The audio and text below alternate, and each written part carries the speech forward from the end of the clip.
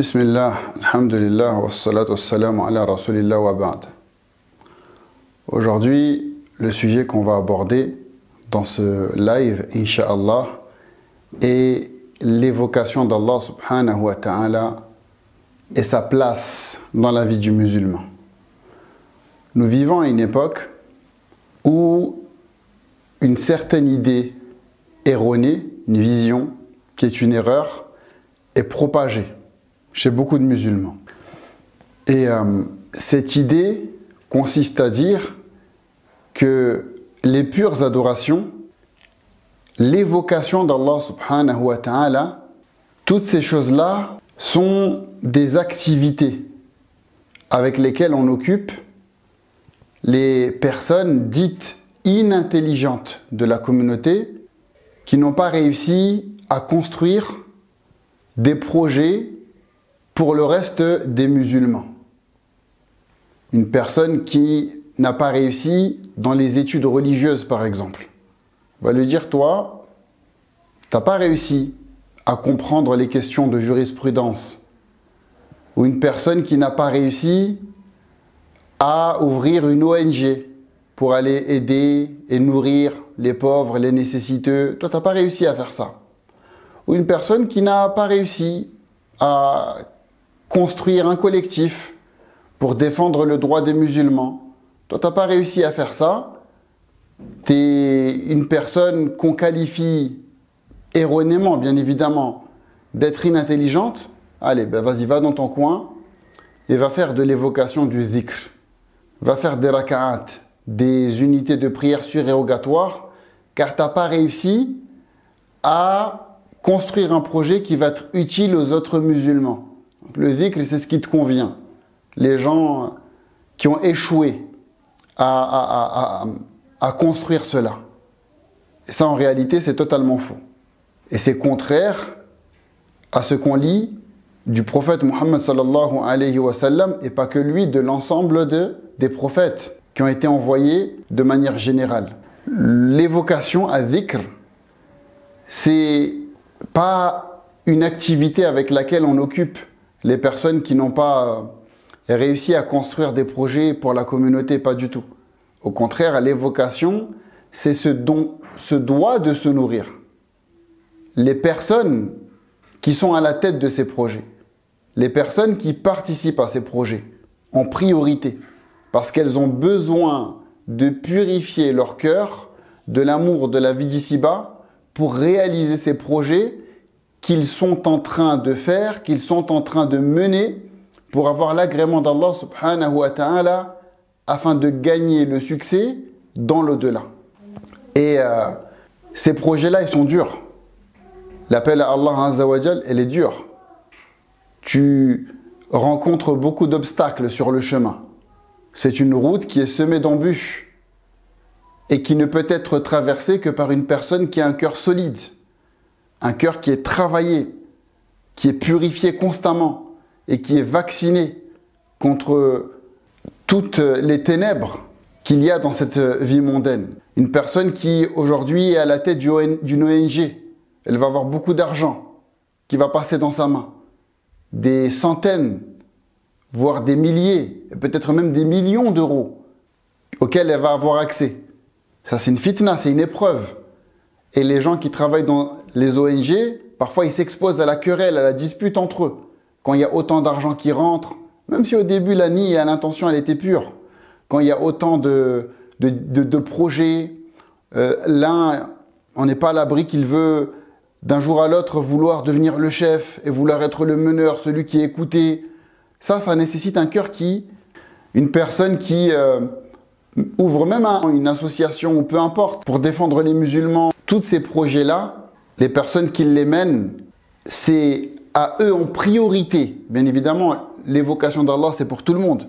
Mais en priorité aux personnes qui mènent ces projets avant même les personnes qui en profitent. Parce que si les meneurs n'ont pas un cœur saint, on ne pourra pas en profiter comme il se doit, nous, les personnes qui profitons de tous ces projets-là. Et le prophète, sallallahu alayhi wa sallam, Allah Azza wa Jal lui-même, il lui a ordonné de constamment évoquer Allah et de fortifier son lien avec Allah subhanahu wa ta'ala constamment. et de préserver ce lien. Allah Azza wa Jal, il lui dit وَاذْكُرِ اسْمَ رَبِّكَ وَتَبَتَّلْ إِلَيْهِ تَبْتِيلًا. Évoque ton Seigneur et consacre-toi totalement à lui. Allah subhanahu wa ta'ala lui dit également وَاذْكُرِ اسْمَ رَبِّكَ بُكْرَةً وَأَصِيلًا. Évoque ton Seigneur le matin et l'après-midi. Évoque ton Seigneur. Reste avec ceux qui évoquent leur Seigneur. وَاصْبِرْ نَفْسَكَ مَعَ الَّذِينَ يَدْعُونَ رَبَّهُمْ. Avec ceux qui invoquent leur Seigneur, qui ont toujours ce lien avec Allah subhanahu wa ta'ala.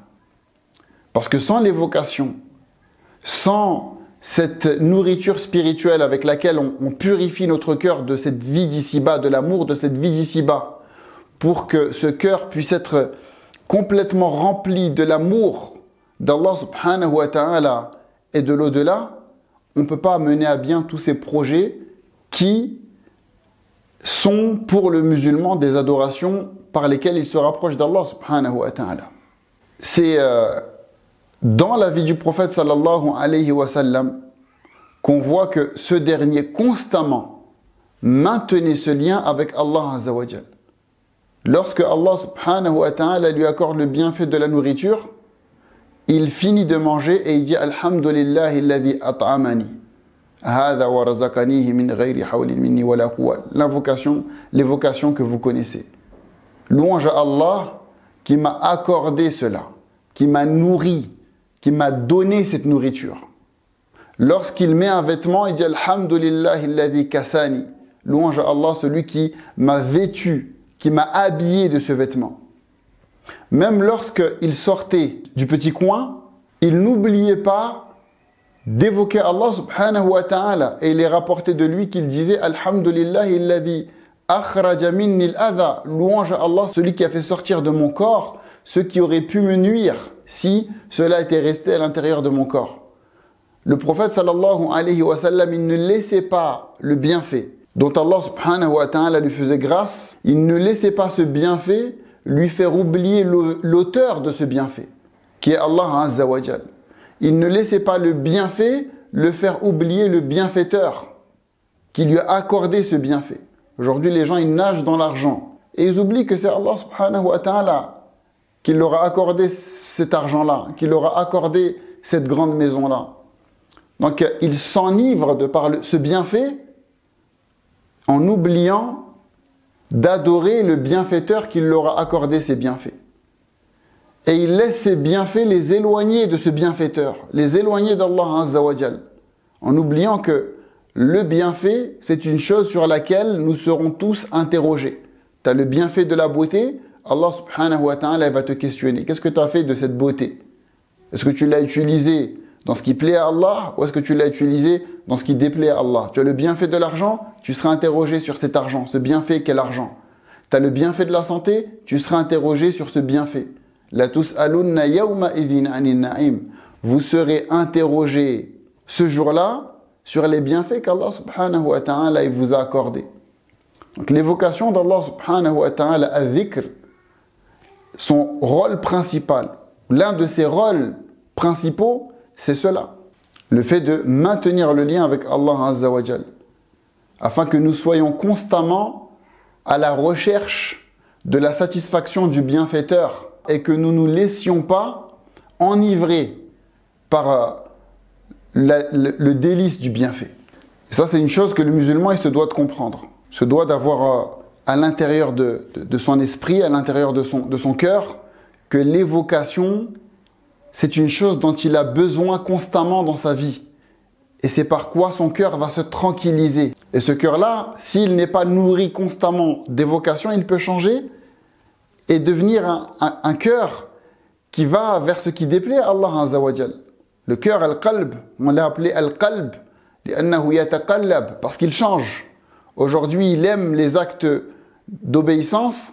Demain, s'il n'est pas bien entretenu, il se met à aimer les actes de désobéissance. Et ça va très très vite, nous sommes des humains. Ce cœur-là, il est illuminé par la foi. Demain, s'il n'est pas entretenu, il perd cette foi. Parfois même, il va être noirci par les ténèbres de l'incroyance qu'Allah nous en préserve, al-kufr. Ce cœur-là, aujourd'hui, il a une facilité à aller vers les adorations. s'il n'est pas bien entretenu par l'évocation d'Allah, par le lien qu'on s'efforce de maintenir avec Allah subhanahu wa ta'ala, du jour au lendemain, il peut se mettre à aller plus facilement vers les actes de désobéissance, etc. Donc ce cœur, c'est une chose importante à entretenir. C'est le roi du corps. Lorsqu'il va bien, tout le corps va bien. Le corps, il a des facilités pour aller vers les adorations. Et lorsqu'il ne va pas bien, lorsqu'il devient malade, pas une maladie cardiaque, lorsqu'on parle de maladie du cœur, on ne parle pas de maladie médicale que l'on voit dans ce monde visible. On parle ici de la maladie du cœur qui amène le cœur à s'éloigner d'Allah subhanahu wa ta'ala de par l'insouciance, enivré par les bienfaits de cette vie d'ici-bas. Maladie dont on se vaccine en tant que croyant par l'évocation d'Allah subhanahu wa ta'ala et de par les diverses adorations qu'Allah subhanahu wa ta'ala nous a prescrites.